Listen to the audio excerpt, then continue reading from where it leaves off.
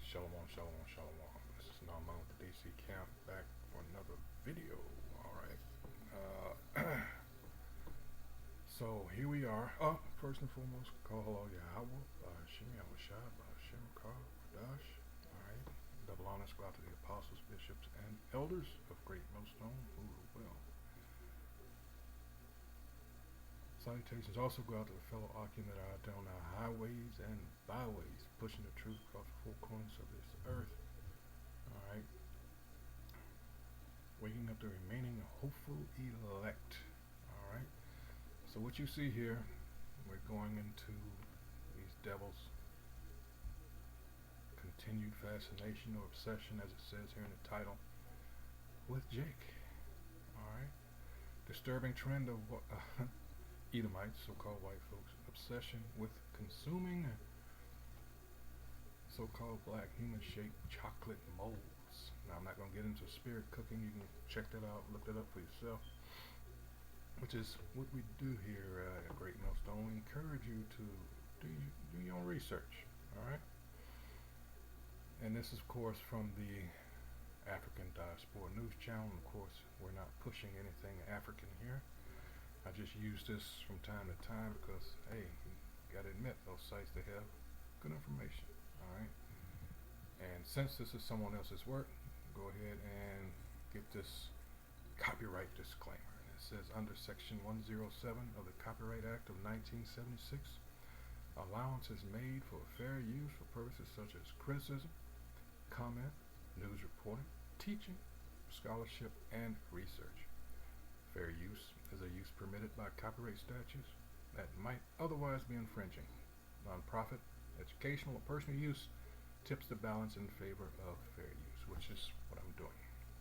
I'm in no way seeking the profit off of this. It's just using it to teach, alright, for research, etc.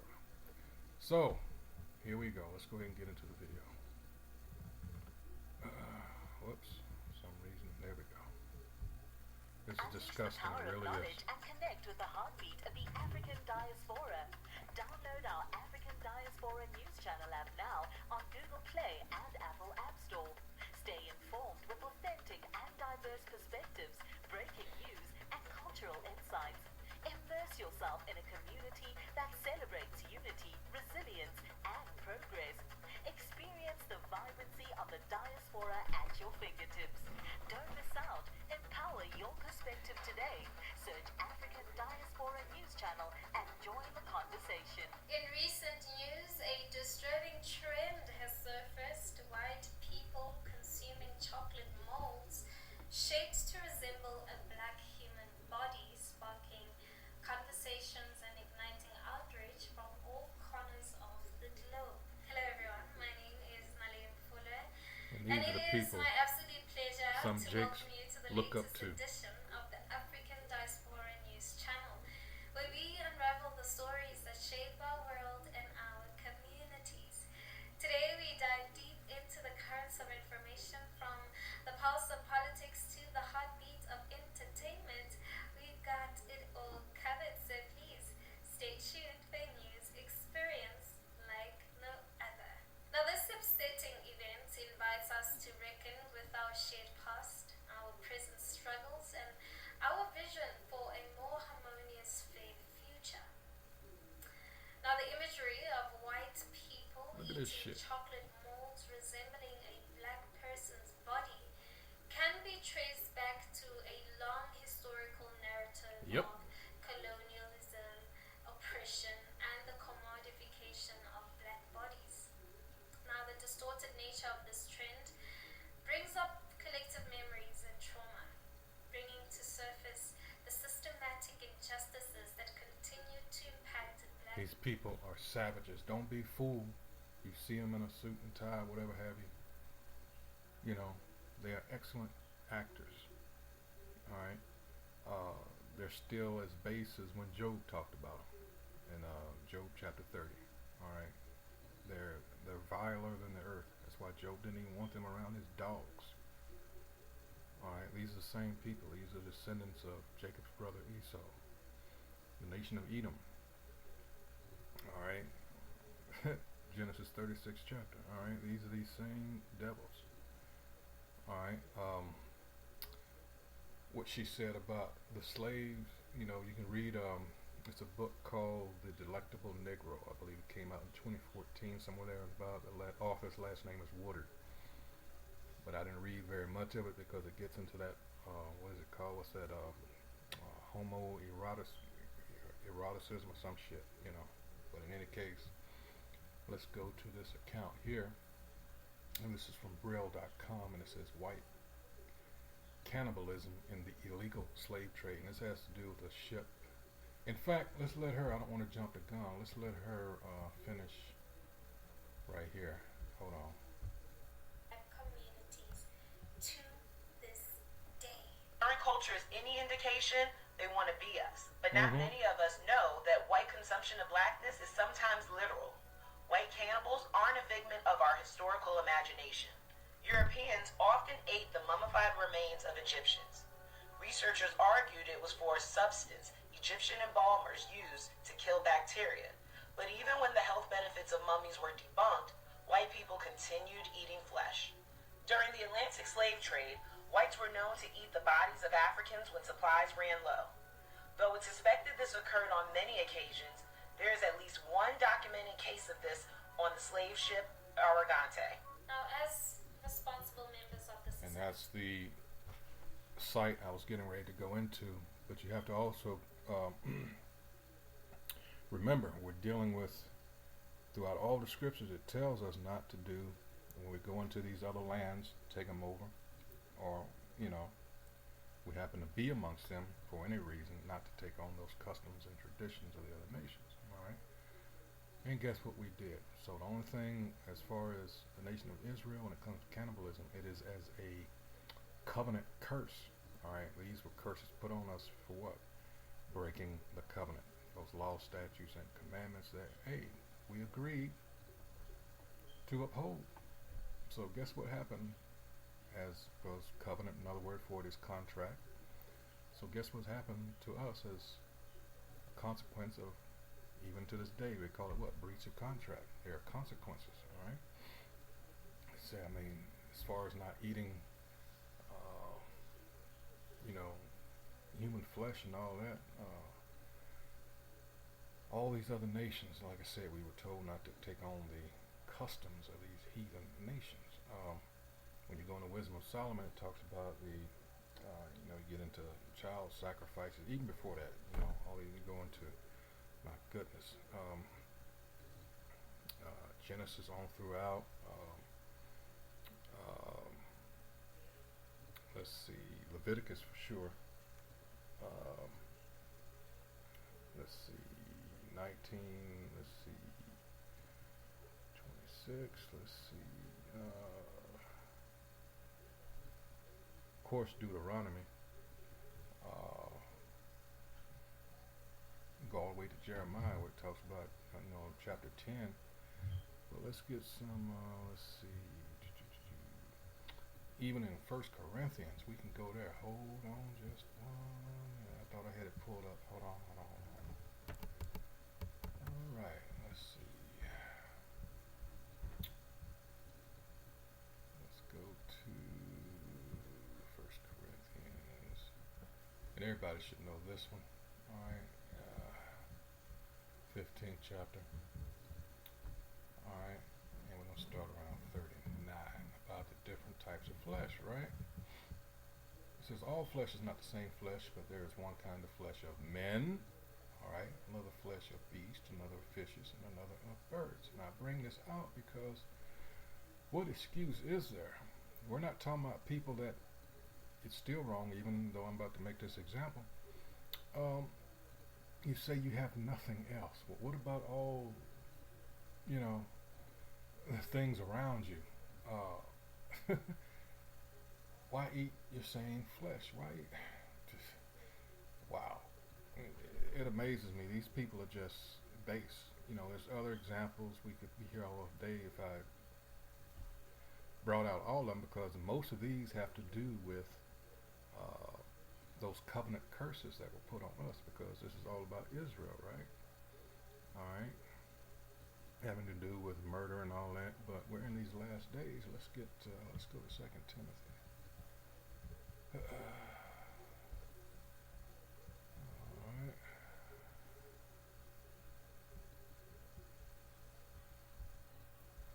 All right. Might as well start at the top, because we're coming into a time now where, all right, these elites, all right, they're showing you just what they're about. And I, for one, can't wait to see the expression on some of you jackasses' faces, because you think we're just out there on the highways and byways to entertain you and just talk to be talking.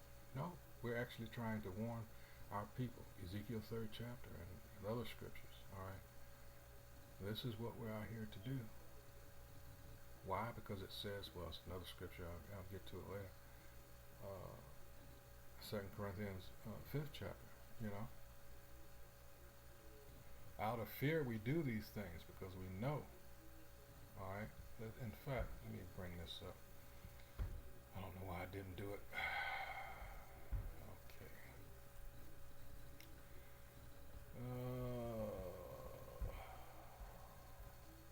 Let's go to.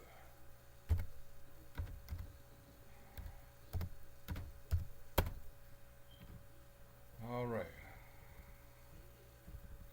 It says, 2 Corinthians 5 and 11 says, knowing therefore the terror of the Most High, we persuade men. But we are made manifest unto Yahweh Shem Yahushua, and our trusts also are made manifest in your consciences. At the end of the day, all we can do is bring out the information. All right, we plant that seed, the watering and the growth thereof is up to Yahweh Shem Yahushua. All right, we're out here, as it says in Ezekiel. Let me get that, because that's what we do here. We want you to read along with us. We want you to show you. It says Ezekiel's commission. And let me remind you that this was not to everybody. This was for Israelites. All right? Let me read the first verse. Moreover, he said unto me, Son of man, eat that thou findest, meaning these scriptures, this book. Eat this roll, because it was in, scroll form back then. Eat this roll and go speak unto the house of Israel, not anybody else. All right? And I'm going to skip down to 17, but you need to be sure. Aware that this is talking about how stubborn Israel is, that even though he's sending prophets here, they will not listen. And that applies today. The heathen will listen, but our own people will not. All right. I'm going to skip down here to, and this is why. It says, for thou art not sent to a people of a strange speech and of an hard language, but to the house of Israel. Not to many people of a strange speech and of an hard language, whose words thou canst not understand.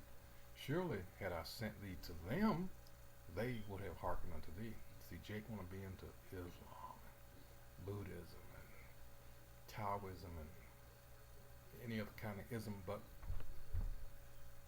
what he is, he won't know. And someone, I can't remember the guy's name, he was a Russian. He made the comment that you can break down a person to the point where they're so demoralized that even if you tell, and that's Jake, he's been so conditioned, but especially here in America, but anywhere that Jake is, they're on the bottom and they go through so much bullshit. But he made a comment that a person could be so demoralized, you can tell them the truth, they won't even care.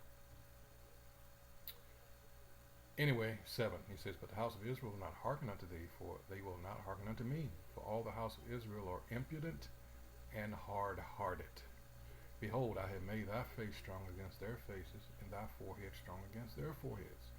As an adamant harder than flint have I made thy forehead. Fear them not, neither be dismayed at their looks, though they be a rebellious house. And that's Israel. All right. Let me skip down here to 17, and it says, Son of man, I have made thee a watchman unto the house of Israel. Therefore hear the word at my mouth, and give them warning from me. When I say unto the wicked, thou shalt surely die, and thou givest him not warning, nor speakest to warn the wicked from his wicked way, to save his life, the same wicked man shall die in his iniquity, but his blood will I require at thine hands. Remember, I read 2 Corinthians 5 and 11. Alright? 19. Yet, if thou warn the wicked, and he turn not from his wickedness, nor from his wicked way, he shall die in his iniquity, but thou hast delivered thy soul. And that's what we're doing here, getting the blood off our hands. We're doing as we are commanded, whether you like it, whether you hear or forbear. Continuing on. I do think it is our shared duty to challenge the damaging stereotypes and misinformation that supports such dehumanization. So, Laki, let me say also, there is a reason why they made the Hostel movies. Alright, for those of you who looked that up, those of you that probably forgot, there's a reason these things are, it's a lot to be said about these movies, because this is how these devils, one way they communicate with each other. I think this is the first one. Alright, it's a horror film written and directed, well, let me get, crap, I can't play it of course, but let's see, I'll get the plot, let's see, here it is. Alright. It says plot. Two college students, Paxton Rodriguez and Josh Brooks, travel across Europe with their Icelandic friend Ole Eriksson. In the Netherlands, they visit an Amsterdam nightclub followed by a brothel. Unable to get back into their hostel because of a curfew, they accept the offer of a man named Alexei to stay at his apartment. He convinces them that instead of going to Barcelona, they should visit a hostel in Slovakia filled with beautiful women. Blah blah blah. I'm gonna keep on, let's see, skip on down. Josh wakes up. Hold on. Paxton and Josh have sex with Natalia and Svetlana. Says while Ollie leaves with the desk girl, Vala. The next morning, Ollie does not return. The two are approached by a Japanese woman named Kana, who shows them a photo of Ollie and her friend Yuki, who is also missing. Elsewhere, Ollie has been decapitated while Yuki is being tortured. Josh is anxious to leave, but Paxton convinces him to stay one more night. Both women slip the men tranquilizers. Josh wakes up in a dungeon-like room where the Dutch businessman begins maiming him with a drill, making holes in Josh's body, slicing his Achilles tendon, then slitting his throat. See? Alright, got enough of that. I think you get the point. But, yeah. These are the people you're dealing with. The second one had to do, if I remember correctly, still talking about the hostile movies, where you had the people that were the pillars of society, if I might, for lack of a better description. Alright? Your doctors, etc. You know. And these are people that were, you know, like I said, pillars of the community. But in their private time, they had people trapped in the basement and doing shit like this, you know. Like I said, these people are excellent actors, alright? Why do you think they have Hollywood and all these awards? You know, anything to convince you of what they actually are, who they actually are. These people are all about illusion, alright? Witchcraft. Continuing on. Humanizing displays. We must commit ourselves to creating spaces where open, compassionate dialogue can occur and where people from all walks of life feel their voices are being heard and actually respected. Now, social media went abuzz. Some shared their thoughts on X with one saying, "Ever since I read The Delectable Negro by Vincent Woodward, I'm not shocked by this continued strange culture of things." And another saying, They used to make items with our skin. What they did to Nat Turner's body. All the pictures that you see in books like, let me see, even one without the pictures, 100 Years of Lynching by Ralph Ginsberg. at the hands of persons unknown. All those pictures in there where you got these mobs. What do you think they did with some of the, you know, cutting off body parts? What's the other one? Let's see. Dang it. I can't believe I forgot that. Oh man. Let's see. It'll come to me. But in any case, let's get this account with the slave ship. And this again is from Braille.com. It says white cannibalism and illegal slave trade. And then we skip down to the actual account, the memory of Joe Miller. And he says at dawn on November 23rd, 1837, HMS Snake, which is a British, HMS, Her Majesty's, blah, blah, blah, under the command of Captain Alexander Milne, spotted a suspicious brig on the horizon just off Cuba's westernmost point, the Cape of San Antonio. On the brig, a slave vessel named Arrogante. A sailor saw a huge cruiser ship in the distance, a circumstance that led the captain to give orders to find an escape route as quickly as possible. The getaway attempt was short-lived, as the fast-sailing British cruiser soon caught up with the slave traders, although only after being forced to fire several shots at it, and in spite of the heavy rains and winds that made the chase all the more difficult. Upon boarding the ship, Captain Milne reported that its decks were crammed with enslaved Israelites, kept in atrocious conditions. In a private letter to his brother, written a couple of months later, Milne referred to the Israelites on board as actual skeletons with death in their countenances. Milne, a seasoned officer who had encountered several slave vessels before, confessed to be shocked as never before by the sight of dead children lying on the deck, while others were in the last stage, all calling for food and water and pointing to their mouths. Without wasting any time, Captain Milne sent Lieutenant Robert Boyle Miller to take control of the Arrogante as prize master and to guide her immediately to Montego Bay, Jamaica, in order to disembark the Israelites before continuing towards Sierra Leone, where the vessel and the crew were to be brought before the Anglo-Portuguese Court of Mixed Commission.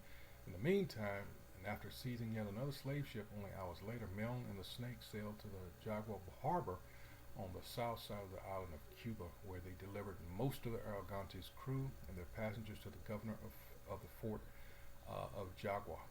The Arrogante, with a crew of 35 men, mostly Portuguese, which included the captain, the pilot, and other officers, plus 8 passengers, had obtained her human cargo 40 days before from the notorious Spanish slave dealer Pedro Blanco, who incidentally was one of the 8 passengers at the mouth of the river Galanas on the upper Guinea coast. A total of 470 Israelites, many of them children and adolescents, had been crowded under the small deck of the bridge and sent on their way to Cuba, almost certainly consigned to the house of Pedro Martinez and Company of Havana and Cadiz. When the ship came across HMS Snake, 64 of them had died, and by the time the Israelites were landed in Montego Bay 11 days later, 74 more had passed away, in spite of all the attentions given to them by the assistant surgeon of HMS Snake, who had accompanied Lieutenant Miller. That the violence affected upon this group of enslaved Israelites had been exceptional became even clearer upon their arrival in Jamaica.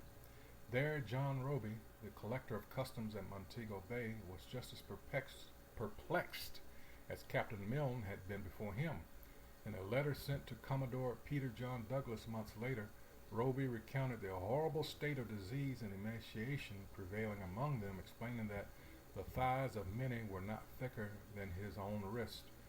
More alarming, however, was the revelation that many of the Israelites made soon afterwards, on various occasions upon their arrival and over the next few months.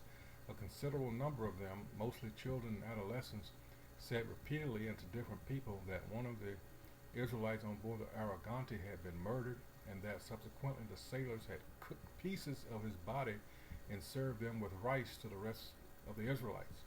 Many other accusations of beatings, rapes, and other various violent punishments were levied against the captain and crew. Although Roby, Lieutenant Miller, and others who came into contact with them remained skeptical throughout, others, including the collector of customs at Lucia, a coastal town west of Montego Bay, Lyndon Howard Evelyn, the senior magistrate at Hanover, Alexander Campbell, and Special Justice of Peace, Hall Pringle, were convinced that the young Israelites were telling the truth and denouncing an event that had indeed taken place. Evelyn, perhaps the most outspoken of them all, went as far as stating in public that the long and patient hearing of the evidence and the careful observing for many days of the tone and bearing of the many witnesses who were brought before the commission, suddenly without concert from various places in about 9 months subsequent to the alleged perpetration of the crime, were conclusive evidence that the horrors described by the Israelites were not the result of their vivid imagination, as had been suggested. Among those horrors, cannibalism was just one. Alright, it says rape, torture, and beatings, sadistic murders, and another accusation of cannibalism, this one directed toward the ship's sailors, filled page after page of depositions, perhaps due to the challenging nature of the accusation and to the fact that, as Vincent Brown has contended, these inquests laid out the axes, boundaries, and values of community. It took between 7 and 8 months for the British authorities in Jamaica to give enough credence to the testimony of these young Israelites before reluctantly starting a proper investigation. So it took how many months? 7 to 8?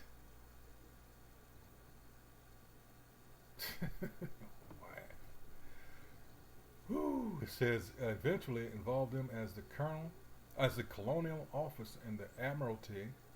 Alright, during that time, the Israelites had first been taken care of, although of the 332 who were landed in Montego Bay, 66 died in the following weeks, and then hastily apprenticed according to the dispositions associated with the Emancipation Act of 1833 within the parishes of St. James and Hanover in northwestern Jamaica.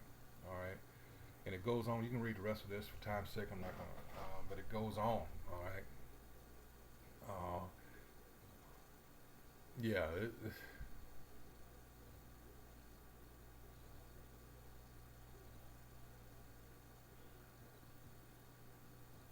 Damn. Yeah.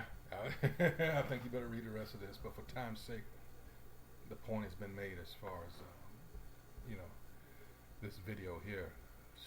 Like I say, I don't like being around these people, loosely referred to. Alright, continue on. TF.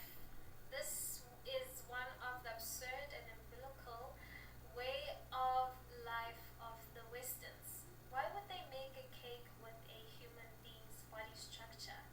And they made the cake black to betray racism. There was one, let me see if I can find it, some years ago where they had this party and they had, I guess he was an actor, his head, the cake was everything else but his head. Let's see. Oh, how am I going to phrase this? Let's see.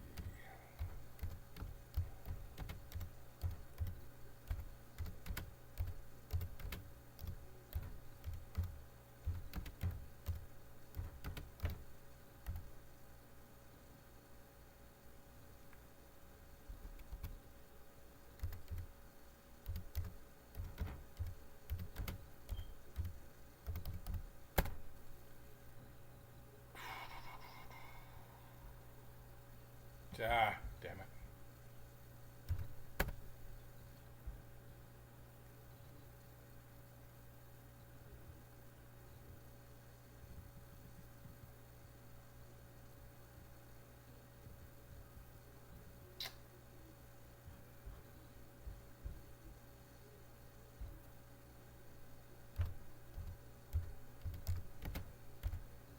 Ah.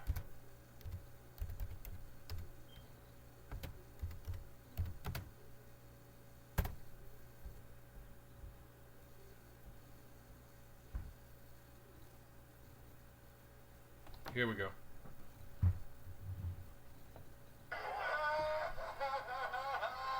Oh, as a woman, no less. Sorry. I thought it was a... Look at this sick shit.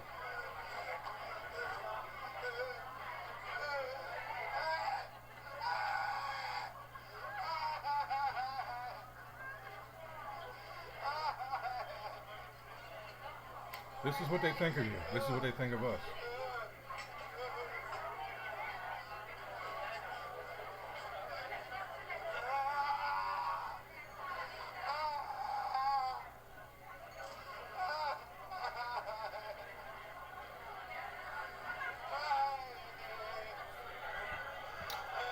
Man, these motherfuckers got a lot to pay for. Now, in the face of adversity and ignorance, we are reminded of the power of by working together and we can engage. Hi, I'm Indy Nidell, and as most of you know, I'm the host of the Salaki. YouTube channel The Great What War. the And hell? with me here in Berlin, Sorry about that. Discussions and actually foster mutual understanding and confront the deeply ingrained prejudice that continue to divide us. Now, these conversations are not always easy. Now you got to ask yourself, these curses that are put on us, and it says in Deuteronomy 28 and 45 and 46, all right, that these curses that are put on us, in fact, let me get this real quick, because these pretenders, all right, over in our land,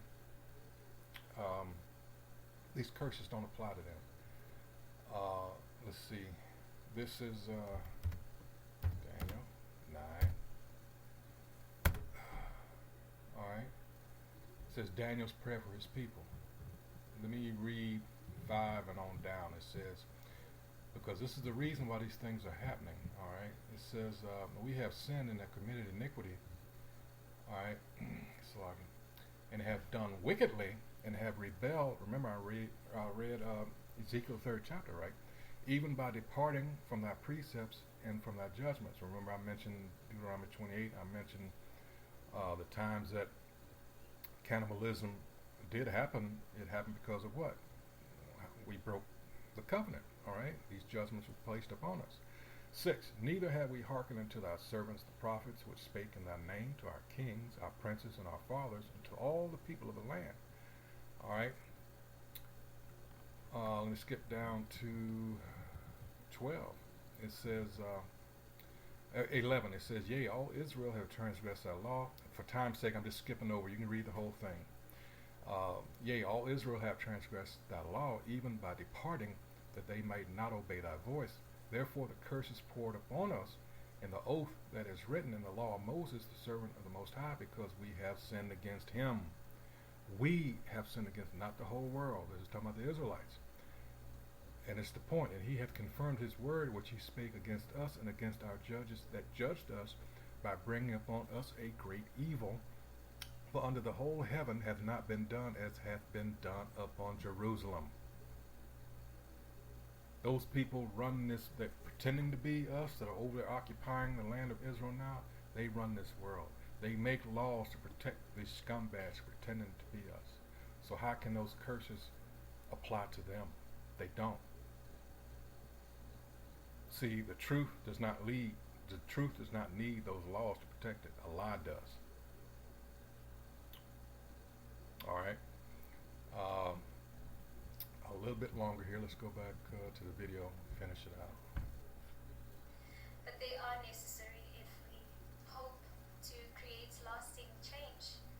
Now, as we move forward, let us strive to build a See, this is the thing about this Africa and black bullshit. People are spoon-fed. You're not going to achieve any kind of equality. You know, all the stall tactics by our enemy. You should not want to be equal to anybody, because Deuteronomy 7:6, we are above everybody else. That's the whole point. And constantly interfering with whatever we do, and sabotaging whatever we do. You're not going to get any type of reparations. You're not true reparations. True reparations is Revelation chapter 13 verse 10. That's true reparation. They're going to go into slavery and they're going to get double what we got. Thus saith the scripture. a world where every person, regardless of the color of their skin, is treated And with that's dignity. something else. It's not about the color of your... This is spiritual warfare, people. This...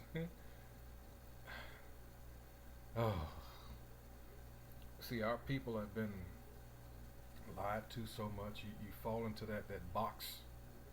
All right, black, white. It's about my skin. No, it's far deeper than skin color. If that were the case, why aren't look at Elon. Look at all these. The same attention is not given to them as is given to us. They know there's a difference. All right, we were never Ham. We are Shem, and it's not Sem. There's no such word as a Semite. It's Shem. All right, that's why they can get away, play all these word games. That's why we encourage you to do your research. All right, a little bit more. And respect that they deserve. Together, let's empower one another to act with compassion, to challenge the status quo, and to work towards dismantling the oppressive structures that perpetuate racism and inequality. Yep, the only way that's going to happen is through the scriptures. And this is what we're doing out here on the highways and byways. This is 2 Corinthians, once again, chapter 10. And we see what's happening. You people out there with this, get all this education and all that, you have no idea you're fighting the wrong battle. All right, this is 2 Corinthians 10 and 4. It says, "For the weapons of our warfare are not carnal." All right, there ain't no army assembled or anything like that. Again, this is spiritual warfare. "But mighty through Yahweh Shem Yahushua to the pulling down of strongholds." What's those strongholds, you ask? That's verse 5. "Casting down imaginations and every high thing that exalted itself against the knowledge of Yahweh Shem Yahushua." All the lies that were taught about who they are and about who we are. All right. And bringing into captivity every thought to the obedience of Hamashiach Yahushua. All right. So that's what we're doing now. That's what's winning the battle. Let me get another one. Another popular one of mine. 6. All right. It says 6 and 5. "Therefore have I hewed them by the prophets." What are the prophets doing? Teaching the word, teaching the truth. All right, of these scriptures, not this Christianity, because Christianity, as it was taught to us, is not in the scriptures. This is not about everybody on the whole earth, because you believe. No, this was always about a particular people, a bloodline. All right, everybody just can't believe themselves into someone else's bloodline. It's ridiculous. "Therefore read Romans 9th chapter. It says, "Therefore have I hewed them by the prophets. I have slain them by the words of my mouth." And that's what's happening out there. All right. "And thy judgments are as the light that goeth forth." The real truth. This is why all these, now everybody wants to get rid of the Bible. Why is that?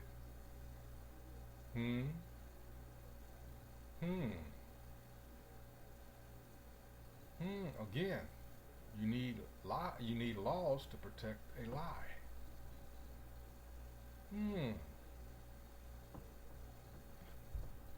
All right, I think that's it's just a few, less than a minute left, but these are the people that you're dealing with on a daily. All right, for you to think that these people are your friends. All right, I remember a case here. I'm in D.C. now. I used to live in Maryland, in Rockville. I think it was around 1997 or thereabouts, where this J00 kid, he had dual citizenship in Israel, and he cut up this Northern Kingdom Jake, cut him up. All right, butchered him, and guess what? They got him out the country, fled to Israel. Supposedly they ended up trying him for it, and he's supposed to be doing I don't believe that. I don't believe that at one bit. But in any case, again, this is who you're dealing with. Fuck these people. I hate them with the perfect hatred, as King David said. Alright. So with that, once again, I hope whoever views this is edified as to what's really going on, because that's what we do here at Great Millstone. We filter everything through these scriptures. Alright. And once again, I would like to stress the importance of prayer and fasting. So until the next video, shalom, shalom. Stay up.